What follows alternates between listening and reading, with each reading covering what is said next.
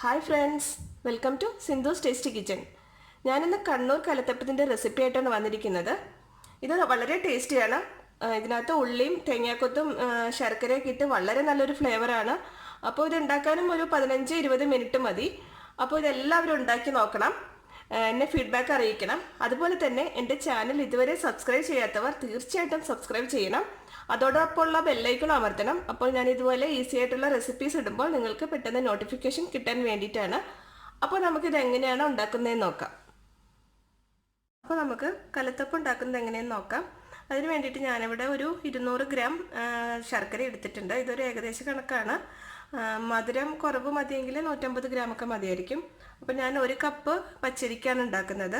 അപ്പോൾ നമുക്കിതൊന്ന് നന്നായിട്ടൊന്ന് ഉരുക്കിയെടുക്കാം. അപ്പോൾ അതിന് വേണ്ടിയിട്ട് ഞാൻ ഇതിനകത്തേക്ക് 1/2 കപ്പ് വെള്ളം ഒഴിക്കുന്നുണ്ട്. ഇത് നമുക്ക് നന്നായിട്ടൊന്ന് ഉരുക്കിയെടുക്കാം. ശർക്കര ഉരുക്കി വരുമ്പോഴത്തേനും നമുക്ക് അരി അരച്ചെടുക്കാം. ഇത് 1 കപ്പ് അരി 2 മണിക്കൂർ കുതിർത്തി വെള്ളം കളഞ്ഞെടുത്തതാണ്.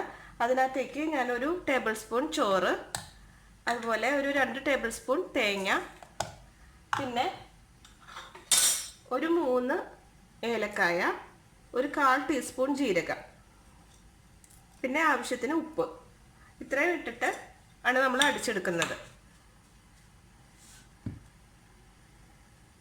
ഇനി ഇതിനകത്തേക്ക് നമുക്ക് 1/2 കപ്പ് വെള്ളം ഒഴിക്കാം. അപ്പോൾ ശർക്കരയിൽ 1/2 കപ്പ് ഒഴിച്ചിട്ടുണ്ട്. ഇനി ഇതിനകത്തും 1/2 കപ്പ് വെള്ളം ഒഴിച്ചിട്ട് ഒന്ന് അടിച്ചെടുക്കാം. അപ്പോൾ മാവ് നന്നായിട്ട് അടിച്ചെടുത്തിട്ടുണ്ട്. ഇത് നമുക്കൊരു പാത്രത്തിലേക്ക് ഒഴിച്ചു വയ്ക്കാം. ഇനി ഇതിലേക്ക് നമുക്കൊരു 1/4 ടീസ്പൂൺ സോഡാപ്പൊടി, 1/4 ടീസ്പൂൺ വേണ്ട, ഇത്രയും മതി, സോഡാപ്പൊടി ചേർത്തിട്ട് നന്നായിട്ടൊന്ന് ഇളക്കി കൊടുക്കാം. ഇതുപോലെ ഒരു വിസ്ക് എന്തെങ്കിലും വെച്ചിട്ട് നന്നായിട്ട് സോഡാപ്പൊടി എല്ലായിടത്തും എത്തണ പോലെ നന്നായിട്ടൊന്ന് ഇളക്കി കൊടുക്കാം. ഇനി ഇതിനകത്തേക്ക് നമുക്ക് തിളച്ച് വരുന്ന നമ്മുടെ ശർക്കര നീര് ഒഴിച്ചു കൊടുക്കാം. നല്ല ചൂടോടുകൂടി തന്നെ ഒഴിക്കണം. അപ്പോൾ എന്നിട്ട് അപ്പം തന്നെ ഇളക്കിയും കൊടുക്കണം. ഇത് നന്നായിട്ട് ഇളക്കി കൊടുത്തിട്ടുണ്ട്. ഇനി ഇതിനകത്തേക്ക് നമുക്ക് ശർക്കര നീര് നല്ല ചൂടോടുകൂടി തന്നെ നമ്മൾ സ്റ്റൗവിൽ നിന്ന് എടുക്കുമ്പോൾ ആ വഴി തന്നെ ഇതിനകത്തേക്ക് ഒഴിച്ചു കൊടുക്കണം. എന്നിട്ട് നന്നായിട്ടൊന്ന് അതും കൂടെ ചേർത്ത് നന്നായിട്ടൊന്ന് ഇളക്കണം.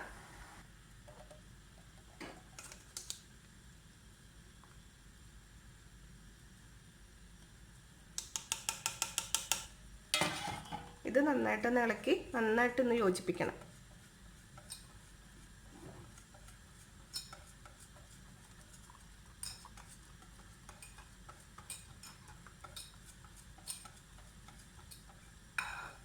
ഇനി നമുക്ക് കലത്തപ്പം ഉണ്ടാക്കാനുള്ള പാത്രം സ്റ്റൗവിൽ വെച്ച് നന്നായിട്ടൊന്ന് ചൂടാക്കാം.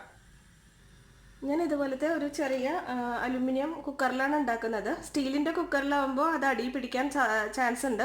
അപ്പോൾ അലുമിനിയം കുക്കറാണ് നല്ലത്. നല്ല ചൂടുകട്ടിയുള്ള അലുമിനിയം കുക്കറിലാണ് നമുക്ക് ഇത് ഉണ്ടാക്കാൻ വേണ്ടിയിട്ട് എളുപ്പം. അപ്പോൾ നമുക്ക് ഇതിനകത്തേക്ക് ഒരു ടേബിൾ സ്പൂൺ നെയ്യ് ഒഴിച്ചു കൊടുക്കാം. നെയ്യില്ലെങ്കിൽ വെളിച്ചെണ്ണയും ഒഴിക്കാം കേട്ടോ, രണ്ടും നല്ല ടേസ്റ്റാണ്. അപ്പോൾ നമുക്കിതിനകത്ത് ഈ അപ്പത്തിലേക്ക് ഇടാനുള്ള ഉള്ളിയും തേങ്ങയും വറുത്തെടുക്കാം. ആദ്യം തേങ്ങ വറുത്തെടുക്കാം.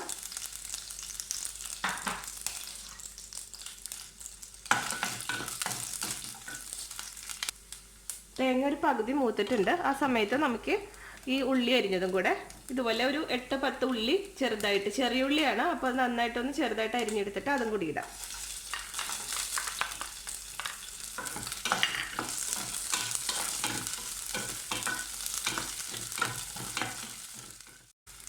ഇതിൻ്റെ മെയിൻ ഫ്ലേവർ തേങ്ങാക്കൊത്തും ഉള്ളി അരിഞ്ഞതും കൂടെ മൂപ്പിച്ചതാണ്. നട്ട്സൊക്കെ ഇടുകയാണെങ്കിൽ കുറച്ചും കൂടെ ഒന്ന് റിച്ചായിട്ടിരിക്കും.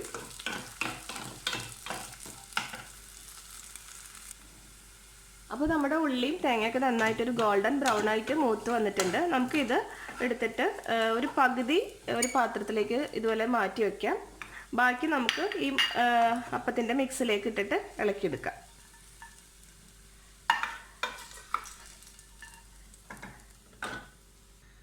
ഇനി നമ്മൾ ഈ കുക്കർ ഒന്നും കൂടി നല്ല ചൂടിലൊന്ന് ചൂടാക്കുക. ഇത് നന്നായിട്ടൊന്ന് ചൂടാവണം. ആ സമയത്ത് എണ്ണ പോരെങ്കിൽ ചേർത്ത് കൊടുക്കാം. അത്യാവശ്യം കുറച്ച് മതി, അത്രയൊക്കെ മതി.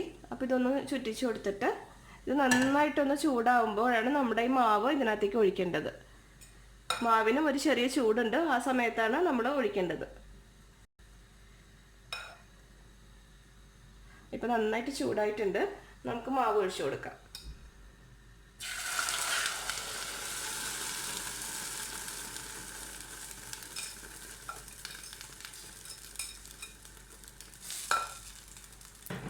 ഇനി നമ്മൾ എടുത്ത് മാറ്റി വെച്ചിരിക്കുന്ന അത് ഉള്ളിയും തേങ്ങയും മുകളിലിട്ട് കൊടുക്കാം. ഇനി കുക്കറ് വെയിറ്റ് ഇല്ലാണ്ട് ഇതുപോലെ അടച്ചു വയ്ക്കണം. ഇനി തീയെ ഏറ്റവും ചെറിയ ഫ്ലെയിമിലേക്ക് ഇടാം. ഇങ്ങനെ ഒരു 5-10 മിനിറ്റ് ആകുമ്പോഴത്തേനും നമ്മുടെ കലത്തപ്പം റെഡിയാവും. ഞാനിപ്പോൾ വെച്ചിട്ടൊരു 8 മിനിറ്റോളം ആയിട്ടുണ്ട്. നമുക്കിത് വെന്തോന്നൊന്ന് തുറന്ന് നോക്കാം. വെന്തിട്ടില്ലെങ്കിൽ നമുക്ക് ഒന്നുകൂടി കുറച്ച് നേരം കൂടി അടച്ചു വയ്ക്കാം.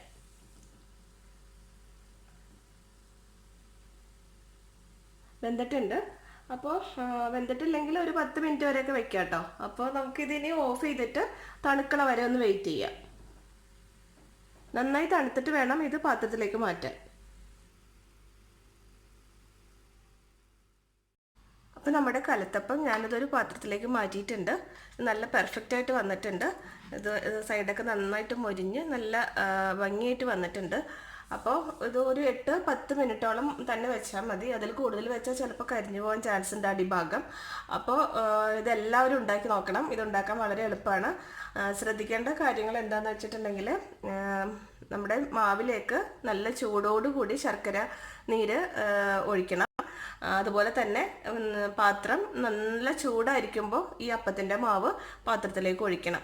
ഇത് രണ്ടും നന്നായിട്ട് ശ്രദ്ധിച്ചാൽ മതി. അപ്പം നന്നായിട്ട് ഇതായിട്ട് നമുക്ക് കലത്തപ്പം കിട്ടും. പിന്നെ ഇത് എല്ലാവരും ഉണ്ടാക്കി നോക്കണം, എന്നെ ഫീഡ്ബാക്ക് അറിയിക്കണം. അപ്പോൾ ഇനിയും ഇതുപോലുള്ള ഈസി ആയിട്ടുള്ള റെസിപ്പി ആയിട്ട് നമുക്ക് വീണ്ടും കാണാം. താങ്ക്